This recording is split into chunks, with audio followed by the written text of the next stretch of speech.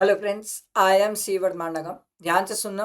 जितने भी C inter वाले स्टूडेंट हैं जो भी मे में एग्जाम्स दे रहे हैं, सर मैंने आप लोगों को वादा किया था कि मैं रिवीजन, एमसीक्यू के सिनेरियोज और आरटीपीज के सेशंस लेके आऊंगा। ये सब मेरी जिम्मेदारी है सर। अमेंडमेंट भी कवर मैं कराऊंगा।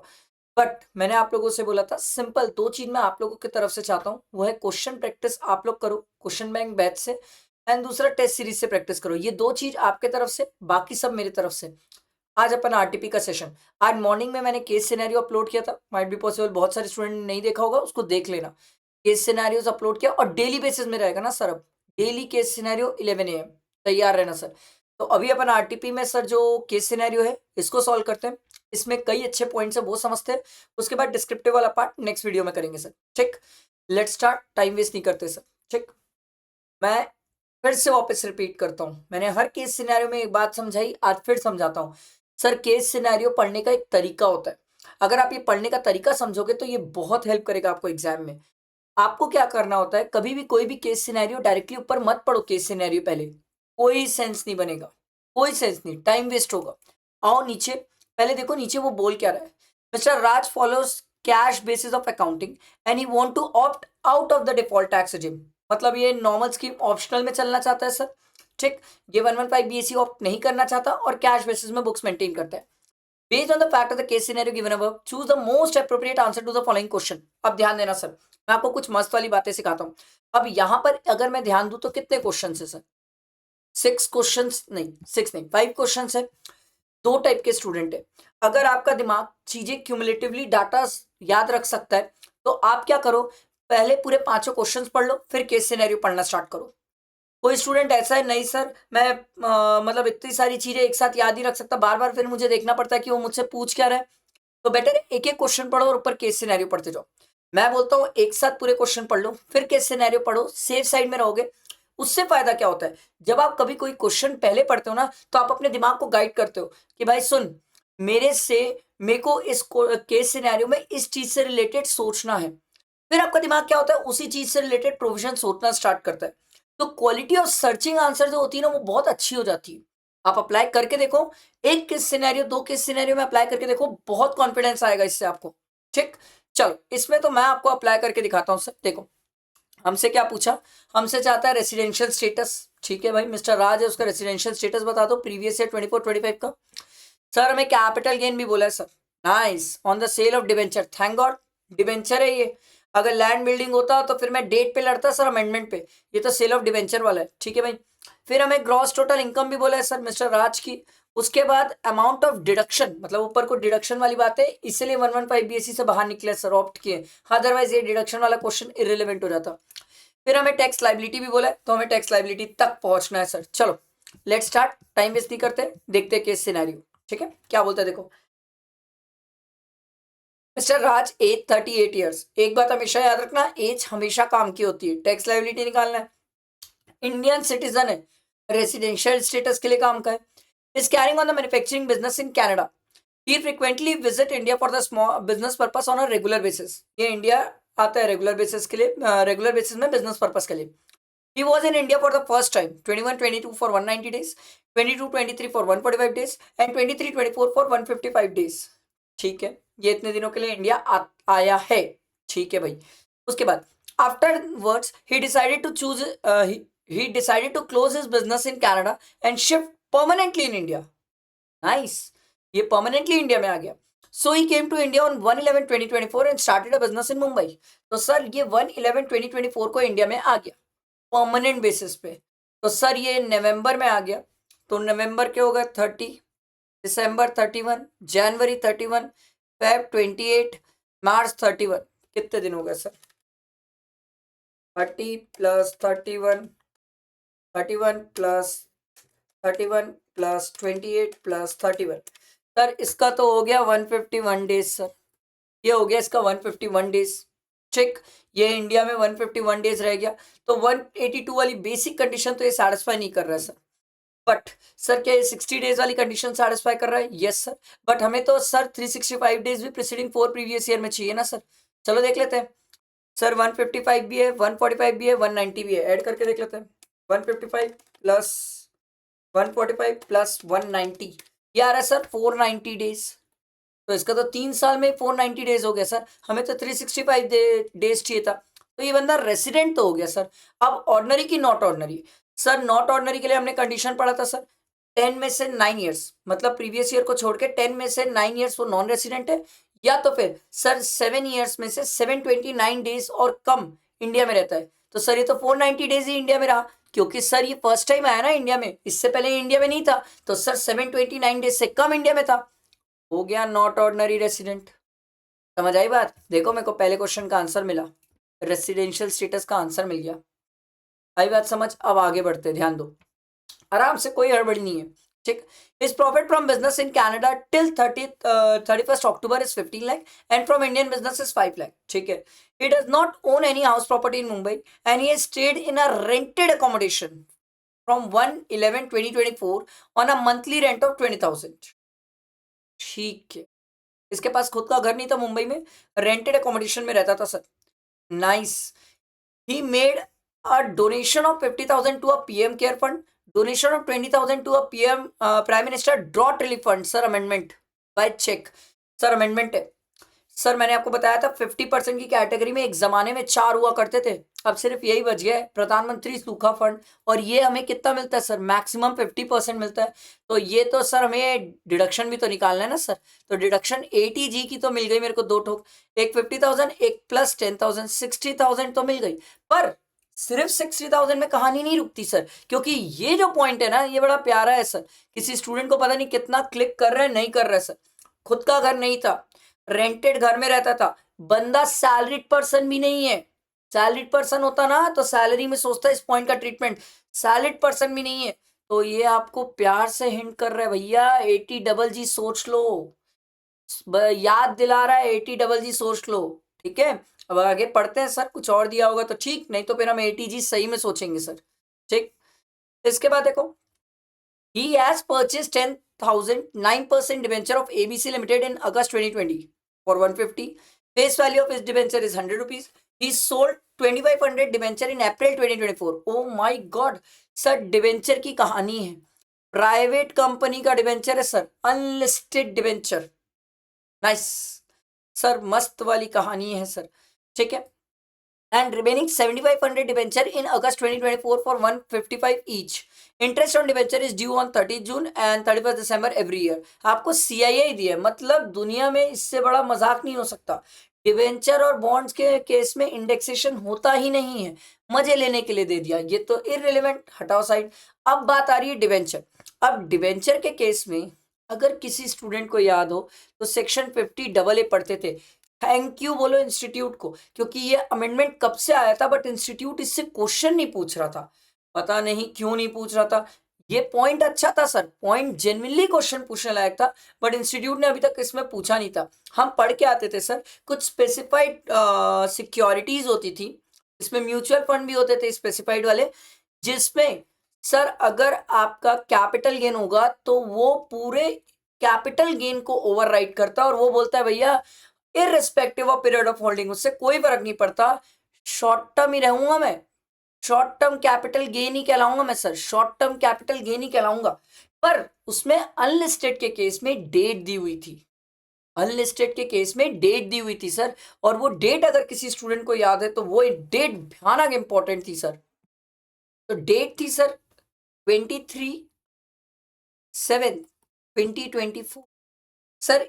इस डेट ऑन और after 23rd of August 2024 sir unlisted debenture हो, ठीक है, तो उस केस में sir irrespective of period of holding short term होता था। मैं आपको ये इसलिए याद दिलाया, इस सेक्शन फाइनल में आ चुका था, फाइनल के आरटीपी में यही पॉइंट पे क्वेश्चन आ चुका था, इन्होंने इंटर में भी रिस्पेक्टिवली उसको डाल दिया। अब मेरी बात ध्यान से सुनना सर, मैं आपको ये चीज इसलिए भी याद दिला रहा हूँ ये प्रोविजन, क्योंकि कहानी ये है सर, एक तो ये अप्रैल में बेच दिया, इससे मुझे कोई दिक्कत नहीं है सर, अप्रैल वाले से कोई दिक्कत नहीं है, अप्रैल में तो मैं लॉन्ग टर्म शॉर्ट टर्म निकालूंगा, पर सर जो अगस्त में बेच दिया ना सर, उसके साथ दिक्कत है। ये जो अगस्त में बेचा है ना सर, अब ये तो सर शॉर्ट टर्म वाली कहानी आ गई सर, क्योंकि 50AA अप्लाई हो गया सर। तो उस केस में इसने 2500 बेचा, इंडेक्सेशन तो होगा नहीं, 175 में बेचा, 150 कॉस्टिंग थी, तो ये कितना आ जाएगा सर 2500, चाहो तो लिख लो, हमें तो डिवेंचर का भी निकालने बोले ना सर, तो 2500 इंटू कितना भाई 25 प्लस 7500 इंटू कितना। अच्छा एक चीज ध्यान देना सर, इसने परचेज किया अगस्त 2020 में और अप्रैल में बेचा है सर। अब तो आपको समझ आ चुका है सर, कैपिटल गेन में अमेंडमेंट है 1224 ही होता है सर, 36 तो रहा नहीं जीवन में, तो ऑब्वियस सी बात है 24 मंथ से ज्यादा का है सर, तो ये तो लॉन्ग टर्म की कहानी है सर। ठीक है, ये चीज का ध्यान रखना। ठीक है, वैसे भी ये लॉन्ग टर्म है क्योंकि 4 साल की बात है, लॉन्ग टर्म ही है। तो सर ये हो गया लॉन्ग टर्म कैपिटल गेन, और ये आएगा sir short term capital gain. ये ध्यान रखना सर, क्योंकि ये 50AA वाला है और ये वाला नॉर्मल वाला है। ठीक है, ये थोड़ा ध्यान रखना। तो ये कितना हो जाएगा, कितने में बेचा है 155 में, तो 5 रुपए एक्स्ट्रा में बेचा है, 25 कर लेते, तो ये कितना आएगा sir 2500 into 25, 62,500 and 7,500 into 5, 37,500। Memory recall आई कैसे हो रहा है, 2500 इंटू 25 मेमोरी प्लस ये 62,500 प्लस 7,500 इंटू 5, 37,500, तो टोटल मिला के 1 लाख का गेन आ रहा है सर। ठीक है, तो हमसे तो पूछा है ना सर, तो ये रहा देखो, long term capital gain of 62,500 and short term capital gain of 37,500। अब हमसे ग्रॉस टोटल इनकम भी पूछा है, तो 1 लाख रुपए कैपिटल गेन की इनकम तो दिख गई हमें। ठीक है, 5 लाख रुपीज 5 लाख रुपीज वो इंडिया में बिजनेस करके कमा रहा है, तो 6 लाख रुपीज तो इनकम दिख गई अभी तक। ठीक है, अब एक स्टूडेंट बोला सर वो कनाडा में बिजनेस करके भी तो पैसा कमाए हैं सर, क्या ये टैक्सेबल होगा? नहीं, income accrue outside India, received outside India, from a business controlled outside India, sir ये नॉट ऑर्डिनरी रेसिडेंट के केस में टैक्सेबल नहीं होता है, नहीं होता है। ये मैंने स्टूडेंट को रेसिडेंशियल स्टेटस में बहुत अच्छे से सिखाया सर, ये नहीं होगा। तो 6 लाख तो ये मेरी इनकम दिख गई, बट एक खास बात और है, एक इनकम और है, क्योंकि वो सामने से आपको ये चीज हाईलाइट करके बताया है, पता नहीं कितना ध्यान दे रहे हैं sir. Interest on debenture is due on 30 June and 31 दिसंबर, और वो कैश बेसिस में बुक्स मेंटेन करता है। अब मेरी बात ध्यान से सुनना, बहुत ध्यान से सुनना सर, ये जो 2500 डिबेंचर्स थे, इसको इसने अप्रैल में बेच दिया, फाइन, बट ये जो 7500 डिबेंचर है, इसको इसने अगस्त में बेचा। ये जो अप्रैल में बिक गए, इस पे तो इंटरेस्ट की बात नहीं होने वाली है सर, क्योंकि ये कैश बेसिस में बुक मेंटेन करता है। बट जो 7500 डिबेंचर है सर, इस पे तो इंटरेस्ट की बात होगी, और इंटरेस्ट हमें 30 जून को मिलता है सर, ड्यू हो जाता है 30 जून को। तो सर हम तो अगस्त में बेचे हैं ना सर, तो हमें तो 7500 डिबेंचर में इंटरेस्ट मिलेगा सर। कितना मिलेगा, 6 मंथ्स का मिलेगा, 9% इंटरेस्ट तो साल भर का है। तो मैं क्या करूंगा sir, 7500 into 100 face value into 9% divide by 2, कितना आ जाएगा 7500 इंटू 100 इंटू 9% डिवाइड बाई 2, ये आ रहा है सर 33750। इतना मुझे इंटरेस्ट मिलेगा, ये इंटरेस्ट टैक्सेबल है सर, ये इंटरेस्ट टैक्सेबल है। तो ये 6 लाख तो मैं इनकम निकाल लिया था, प्लस 33750, तो ये आ गया सर 633,750। इतनी इनकम बन गई सर इसकी। और कोई इनकम दिखी ना? इसके बाद तो ये वाली जो बात थी, ये तो डिडक्शन वाली बात थी, ये तो डिडक्शन में देखेंगे सर, ये डिडक्शन है। हमसे पूछा ना, नेक्स्ट क्वेश्चन तो यही था ग्रॉस टोटल इनकम, तो ग्रॉस टोटल इनकम 633,750। समझ आया, क्लियर हुआ ये? ठीक है, इसके बाद हमसे पूछा था सर अमाउंट ऑफ डिडक्शन। अब डिडक्शन की बात थी सर, तो डिडक्शन निकाल लेते हैं। देखो 2 डिडक्शन तो हम पता कर लेते, 80G वाली जो मिल गई थी हमें 60,000, बट 80GG वाली के लिए मेहनत करना पड़ता है। 80GG वाली के लिए अगर आपको याद हो, तो हमें सर एडजस्टेड टोटल इनकम चाहिए। अब वहां पर एडजस्टेड टोटल इनकम लेना पड़ता है और लीस्ट ऑफ द फॉलोइंग खेलना पड़ता है सर। तो 80GG वाले के लिए मेहनत करते हैं अपन। ठीक है, उसमें याद करो लीस्ट ऑफ द 3 पॉइंट होता था। एक पॉइंट होता था सर कि रेंट जितना भी आप पे कर रहे हैं, अच्छा ये रेंट पे करता है ना, देखो ये देखो 20,000 रेंट पे कर रहा है सर, नवंबर से रेंट पे कर रहा है, तो 20,000 into November December January Feb March, 5 months, minus 10% of adjusted total income, वो तो निकालना पड़ेगा सर। ठीक, दूसरा 25% ऑफ एडजस्टेड टोटल इनकम, वो भी निकालना पड़ेगा सर। तीसरा 5000 होता था इनटू कितने मंथ्स है सर, कितने मंथ्स है, 1 मिनट 5 महीने अभी तो गिने सर 5, तो ये आ गया 25,000। और ये तीनों में विच एवर इज लोअर होता था सर, डिडक्शन मिलती थी। तो हमें एडजस्टेड टोटल इनकम चाहिए इसमें पहले। अब एडजस्टेड टोटल इनकम के लिए अपन क्या करेंगे सर, इसकी अपन ने ग्रॉस टोटल इनकम निकाली, कितनी निकाली सर, ये रे 633,750, ध्यान दो 633,750, ये ग्रॉस टोटल इनकम निकाली। सर 80 में एडजस्टेड टोटल इनकम निकालने के लिए सिंपल सी बात है सर, 80 के अलावा बाकी जितनी भी डिडक्शन आप माइनस कर सकते हो। तो सर बाकी डिडक्शन हमें पता है सर 60,000, ठीक। तो बाकी हमने डिडक्शन माइनस कर ली, तो ये माइनस करने के बाद कितना है 633,750 माइनस 60,000, ये आ रहा है सर 573,750, ये आया सर एडजस्टेड टोटल इनकम। अब इसी का 10% और इसी का 25%, इसका अगर 10% करोगे तो ये आ जाएगा 573,750, जीरो हट जाएगा ना, 10% लेना है अपन को, ये 75, तो ये कितना आ जाएगा माइनस करने के बाद, ये 1 लाख माइनस, अच्छा ये तो लिख लेता हूँ 10% है, तो 1 लाख माइनस 573,750, तो ये आ रहा है सर 42,625, ठीक।